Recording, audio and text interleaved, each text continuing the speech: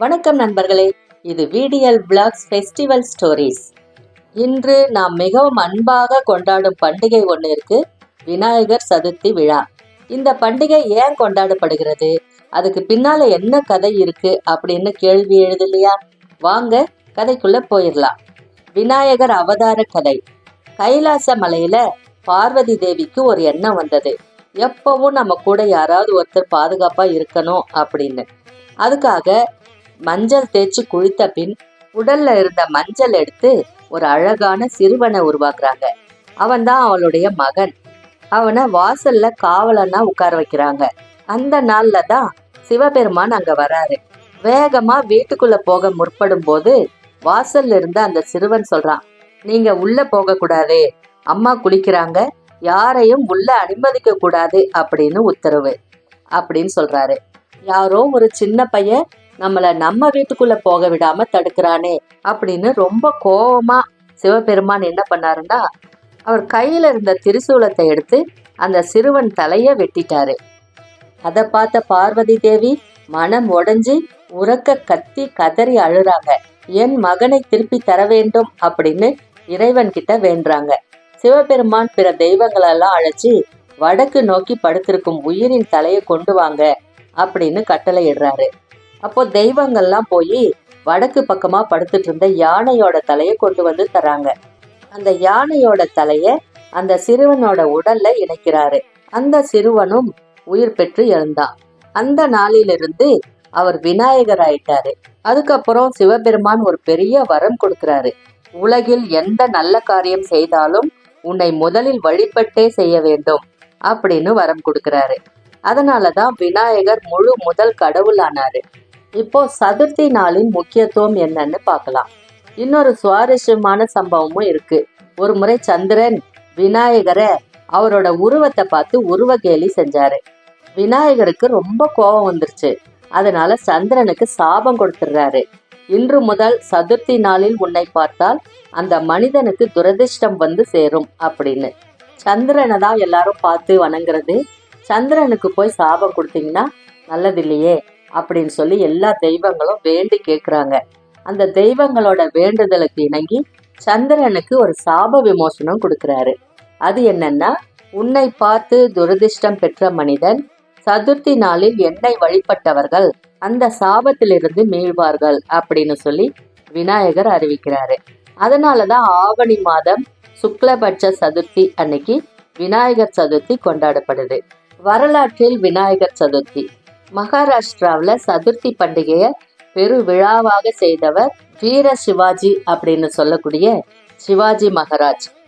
அதுக்கு பின்னால சுதந்திர போராட்ட காலத்துல லோகமானிய திலகர் அப்படின்றவர் இந்த பண்டிகையை மக்களை கூட்டி ஒருங்கிணைக்கும் விழாவாக மாற்றினாரு. அதை சுதந்திர போராட்டத்திலையும் பயன்படுத்தினாரு. அந்த நாளிலிருந்து இன்னைக்கு வரைக்கும் விநாயகர் சதுர்த்தி நாடு முழுவதும் பெரும் உற்சாகத்தோட கொண்டாடப்படுது. நண்பர்களே, இதுதான் விநாயகர் சதுர்த்தியின் வரலாறு. ஒவ்வொரு வருஷமும் நாம விநாயகரை வழிபடும் போது அவர் நமக்கு அறிவு, செல்வம், ஆரோக்கியம் எல்லாத்தையும் தருவாரு. இந்த நாள்ல விரதம் இருந்து விநாயகரை வழிபட்டா எல்லா தடைகளும் நீங்கி மங்களங்கள் உண்டாகும் அப்படின்றது ஒரு நம்பிக்கை.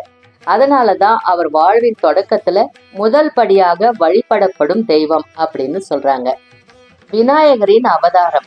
விநாயகரோட அவதாரம் பல்வேறு புராணங்கள்ல வெவ்வேறு விதமா சொல்லப்பட்டாலும் அவரது பிறப்பு மங்கள நிகழ்ச்சியாகவும் தடைகளை நீக்கும் கடவுளாகவும் போற்றப்படுது. ஏதாவது ஒரு காரியம் தடங்களாவே இருந்துச்சு, இல்ல ஒரு நல்ல காரியம் நடக்கணும், அதுக்காக வெளியில போறோம் அப்படின்னும் போது பக்கத்துல இருக்கிற விநாயகர் கோயில்ல போய் ஒரு சிதறுக்காயை உடைச்சிட்டு, கடவுளே நீ பார்த்துக்கோ, எல்லா கஷ்டங்களையும் தீர்த்து வை, எல்லா சங்கடங்களையும் தீர்த்து எங்களுக்கு அருள் புரிவாய் அப்படின்னு வேண்டிட்டு போனா தடைகள் எல்லாம் நீங்கி அந்த காரியம் நடக்கும் அப்படின்றது ஒரு நம்பிக்கை.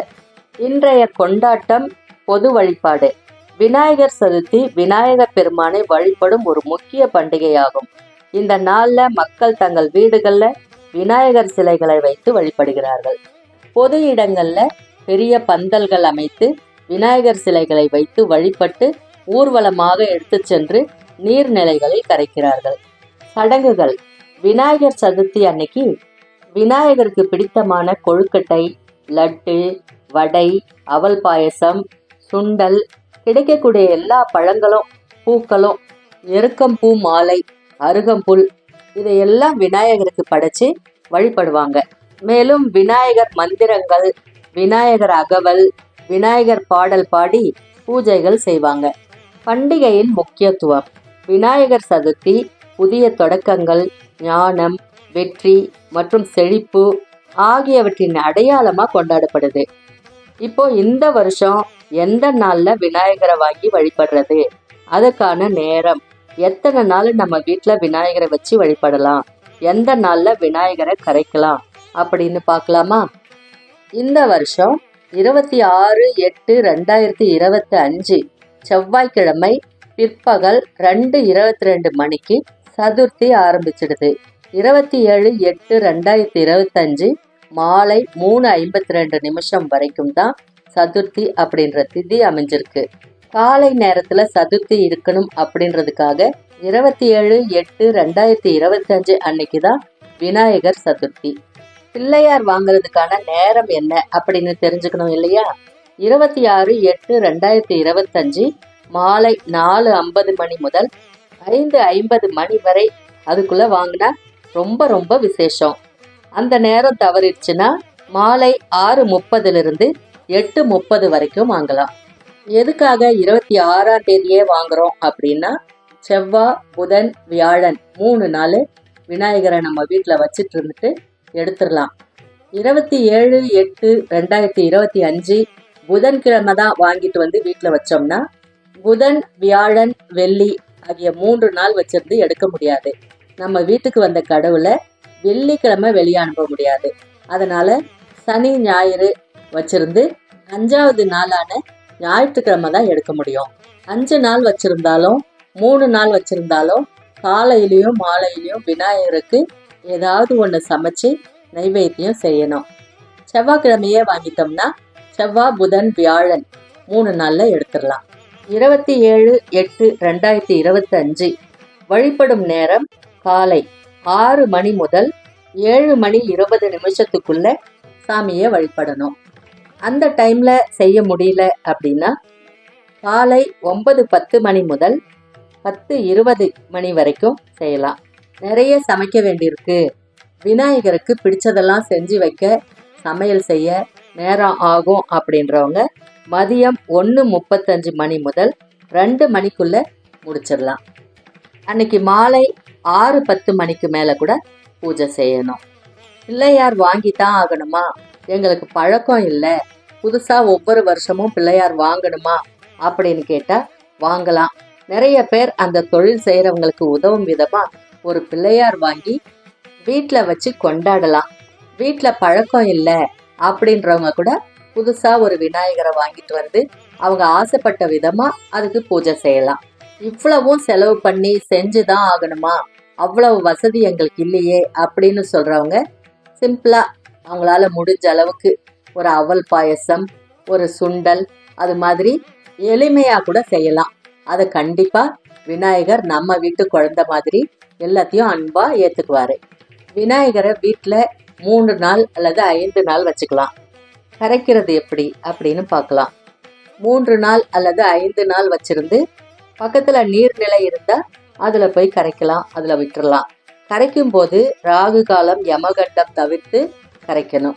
நீர்நிலைக்கெல்லாம் போயிட்டு கரைச்சிட்டு வர்றதுக்கு எங்களால் முடியாது அப்படின்னு சொல்கிறவங்க 3 நாள் வச்சுருந்துட்டு நீங்கள் வசிக்கக்கூடிய அந்த தெருவில் பந்தல் போட்டு விநாயகர் வச்சுருப்பாங்க இல்லையா, அங்கே கொண்டு போய் வச்சிடலாம்.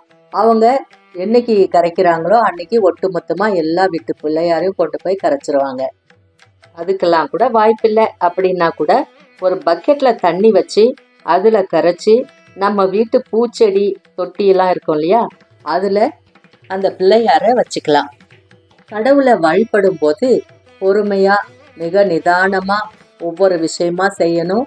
கடவுள்கிட்ட மனசார வேண்டணும். அப்போ தான் அதுக்கான பலன் கிடைக்கும்.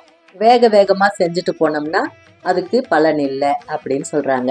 மீண்டும் அடுத்த ஒரு ஃபெஸ்டிவல் வீடியோவோட உங்களை சந்திக்கிறேன். அது வரைக்கும் உங்களிடமிருந்து நன்றி கூறி விடைபெறுவது VDL Vlogs VDL. நன்றி, வணக்கம்.